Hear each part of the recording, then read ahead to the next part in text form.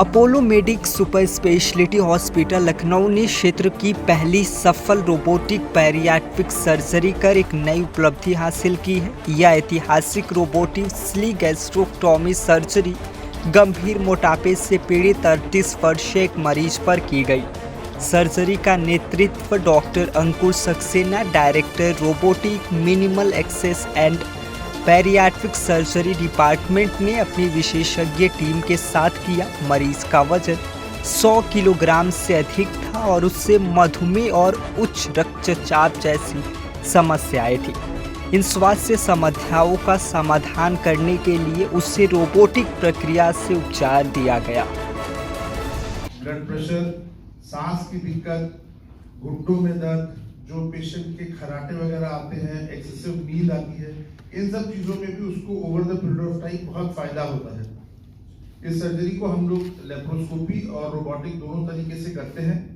Robotic surgery जो होती है बहुत ही एडवांस और सबसे बेहतर तरीका है इस सर्जरी को परफॉर्म करने का, क्योंकि मोटे लोगों में चर्बी की वजन की वजह से कई बार लेप्रोस्कोपिक सर्जरी करने में बहुत दिक्कतें होती हैं और उसका हल्का दुष्परिणाम भी पेशेंट को कॉम्प्लिकेशंस के रूप में फेस करना पड़ सकता है, जो कि रोबोटिक द्वारा काफी कम कर दिया जाता है। ये बैरिएट्रिक सर्जरी जैसा मैंने बताया अत्यधिक मोटे लोगों की करी जाती है जो मॉर्बिड ओबेसिटी की कैटेगरी में आते हैं।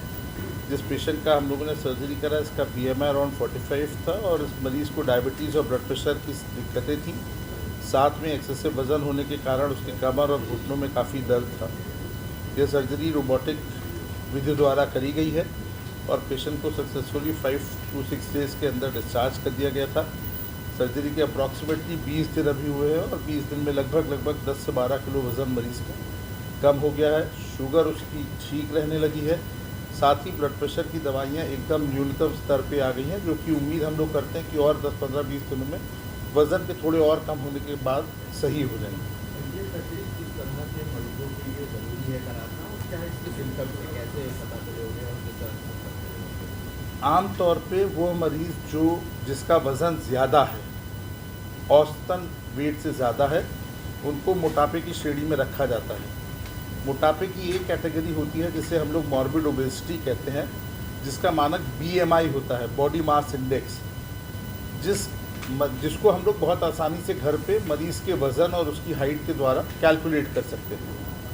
अगर किसी मरीज़ का BMI 35 के ऊपर है और उसको साथ में डायबिटीज़, ब्लड प्रेशर, सांस की दिक्कतें, इस तरीके की कोई भी प्रॉब्लम है, या कोई यंग पेशेंट है जिसका BMI 40 से ऊपर है और उसको कोई भी दिक्कत नहीं है, तब भी उस पेशेंट को बैरिएट्रिक सर्जरी करा लेनी चाहिए। इस सर्जरी का यूज़फुलनेस सुंदरता बढ़ाने के लिए नहीं होता है।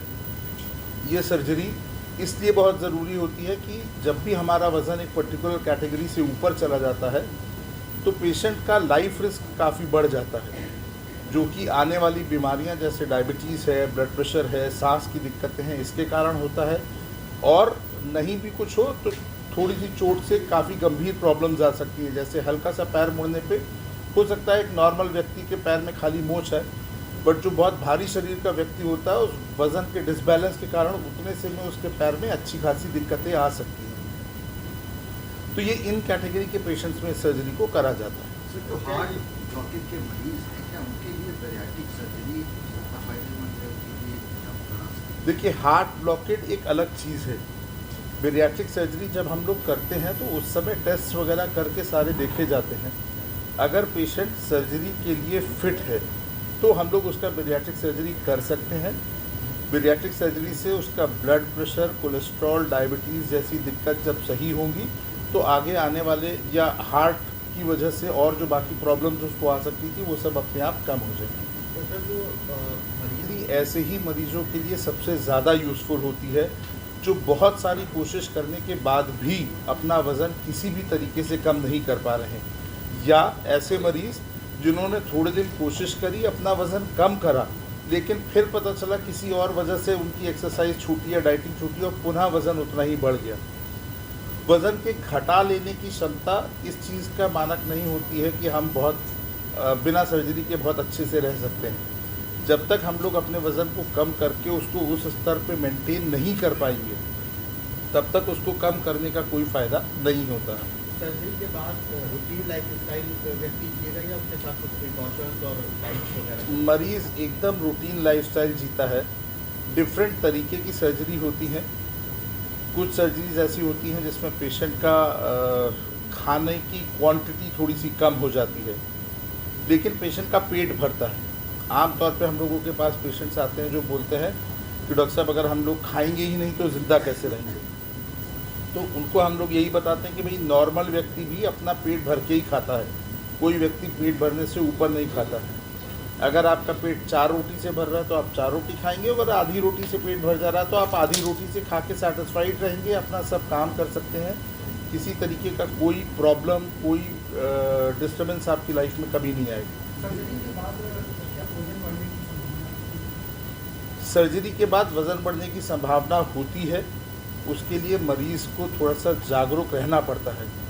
अगर कोई भी सर्जरी ऐसी होती या कोई भी विधि ऐसी होती जिसको एक बार कराने के बाद कोई भी व्यक्ति परमानेंटली अपना वज़न कम रख पाता, तो शायद हम लोग सब लोग लोन ले लेकर के वो सर्जरी करा लेते। आदमी आखिर चाहता अच्छा खाना और अच्छा दिखना ही है, और कोई 5, 7, 10 लाख की सर्जरी से भी अगर ऐसा संभव होता तो सब लोग उसको करा चुके होते। तो इसमें पेशेंट का साथ हम लोगों के लिए ज़रूरी है, जिसको आगे देख के रखना पड़ता है। आगे पेशेंट को हम लोग अपने गाइडेंस में रखते हैं, पेशेंट से रेगुलर टच में रहते हैं, मिलते रहते हैं। हम लोगों की फिजियोथेरेपी टीम और बाकी जो मेंबर्स हैं, सपोर्ट स्टाफ, डाइटिशियंस, सारे लोग पेशेंट के कांस्टेंट टच में रहते हैं, उसको गाइड करते रहते हैं। पेशेंट को आगे कोई दिक्कत ना आए इसका पूरा ध्यान रखा जाता है।